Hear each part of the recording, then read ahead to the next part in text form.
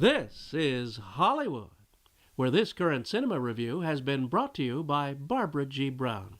Walt Disney Studios Motion Pictures revamps its 1991 animated film Beauty and the Beast for live action with a splendid cast and lush new musical orchestrations. The writers adapted the animated cartoon, which in turn was based on the tale by Madame Jean-Marie Le Prince de Beaumont, who the Disney folks do not credit in either version. The visual realization of the story in live action gives this the feel of a classic Hollywood musical spectacle of the early 1960s. The story is that of Belle, played by Emma Watson, the prettiest girl in the village, who is being wooed by the strapping Gaston, played by Luke Evans. All the girls love Gaston, but she will not give him the time of day. Her first song establishes her smarts and interests. Bonjour, bonjour, bonjour, bonjour. There goes the baker with his tray, like always. The same old bread and rolls to sell. Every morning just the same, since the morning that we came to this poor provincial town. Good morning, Belle. Good morning, Monsieur Jean. Have you lost something again? Well, I believe I have. The problem is I can't remember what. Oh, well, I'm sure it'll come to me. Where are you off to? To return this book to Père Robert. It's about two lovers in fair Verona. Sounds boring. Look, there she goes, that's going strange, no question. Dazed and distracted, can't you tell? Give a part of any crowd, cause her head's up on some cloud. No denying she's a funny girl, that Belle. That sequence will eventually reach a climax not unlike the opening shot of Sound of Music. When Belle reaches a hillside, you almost expect her to twirl around like Julie Andrews. Belle's father, Maurice, a maker of mechanical music boxes, is played by Kevin Kline. When he's lost his way in a storm, he encounters the hospitality of a castle locked in a land of a permanent winter. Sheltering himself from the weather, he is served by unseen hands and lifelike moving plates. The place is enchanted and under a spell in which everyday objects take on human characteristics. Spooked, he decides to leave, but on the way out decides to pluck a white rose for his daughter. At that moment, a beast of large proportion appears.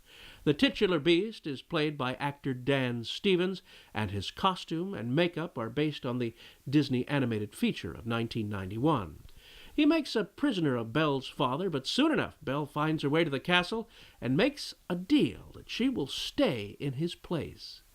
During the time that she is his guest, the enchanted objects of the castle, including Cogsworth the clock, voiced by Sir Ian McKellen, and Lumiere the candlestick, voiced by Ewan McGregor, and Mrs. Potts the teapot, voiced by Emma Thompson, convince him to try and break the spell by wooing Belle instead of growling at her. You'll join me for dinner. That's not a request. Gently, Master. The girl lost her father and her freedom in one day. Yes, the poor thing is probably in there scared to death. Exactly.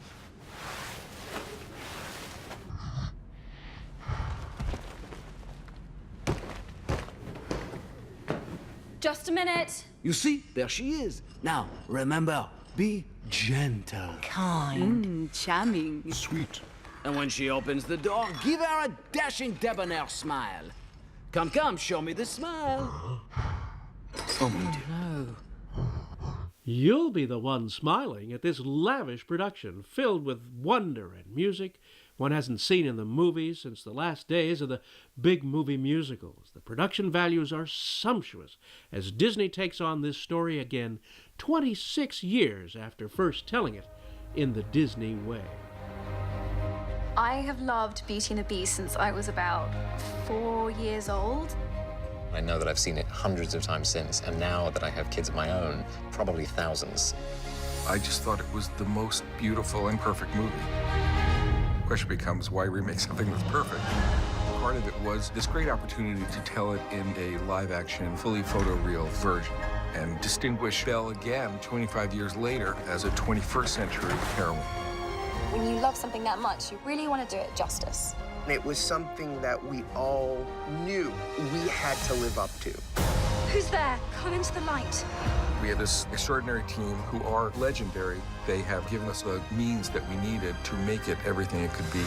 Hello. You can talk. It feels really good to be in this group of actors. It's an amazing cast. There's so many wonderful, iconic roles in this film.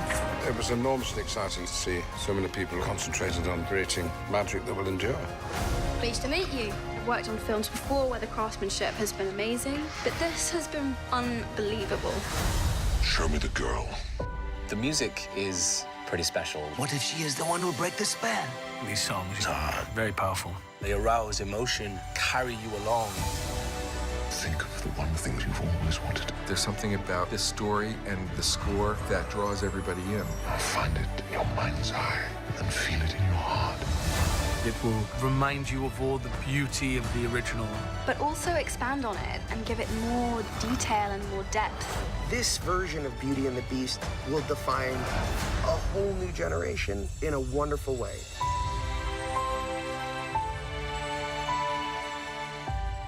This movie has all the fun of a roadshow musical without the intermission. Also in the cast, you'll find Stanley Tucci and Audra McDonald. Of course, it's all pure fantasy, and on many levels. This is not the first live-action visualization of this great fairy tale. That was done in 1946 by the poet and filmmaker Jean Cocteau. In French language, it remains a work of art and perhaps my favorite version of the story, with additional characters to flesh it out, such as 3 mean sisters for Belle. Cocteau's imaginative and groundbreaking visual treatment was given a lovely nod by Disney in this film.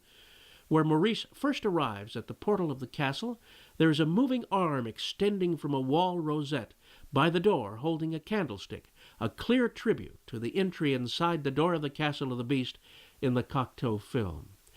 The only aspect I did not care for was the mincing performance of Josh Gad as Le Fou, a joke name derived from the French word for crazy, fou. Gad was very much like the cartoon version of his character in 1991. However, Disney chose at the time of this release to publicize the role as a gay character, something that might be read between the lines of the animated film and needed not to be spelled out in this version. Self-evident for those able to perceive it. By making the character gay with intent, Gad's broad, farcical performance does not so much work as a positive inclusion as it instead sets gay stereotypes back to the 1960s. However, overall, this is a delight and an outstanding production that will have you leaving the theater smiling and singing one of its many hit tunes. The Motion Picture Association of America has given this a PG rating. This is your pal, Matías Bombal, bidding you a fond farewell.